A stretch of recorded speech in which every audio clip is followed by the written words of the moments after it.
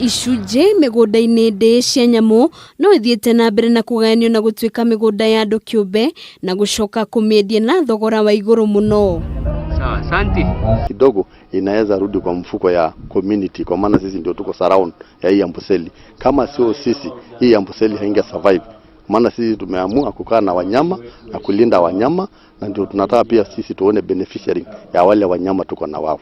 Urugamiriri wa rurii rwa nyamu rwa Amboseli rugite utafanio kwa Mihang'o ya urimi migunda-ini ino ni gucungiririe muno makiria hari kugonderera kwa Mihang'o guku ruhonge rwa nema rukiregana na riendekithia ria urimi gutafanio. Kwa maana sisi ndio utegemeo, Masai ndio utegemeo kwa upande ya tourism pamoja na wanyama.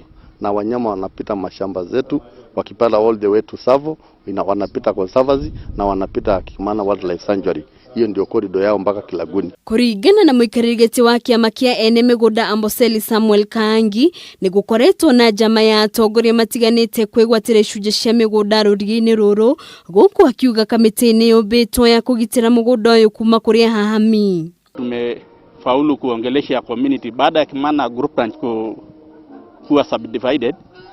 Tuliongelesha community warudishe mashamba, ni kwa sababu hiyo area ya Kuumana ni very potential area ambayo ndio corridor ya wanyama kutoka hapa Amboseli kuingia sanctuary na kwenda Savo.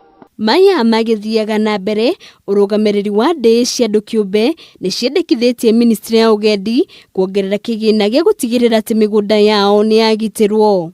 Shida ni kwamba ile pesa ni kidogo, bado haija confuse community kuacha kuuza mashamba, lakini kwa asilimia kubwa wameacha, lakini bado tu kuna wale ambao wanaona hii pesa ni kidogo. Kwa hiyo benefit bado ni kidogo, although bado tunatafuta njia zingine.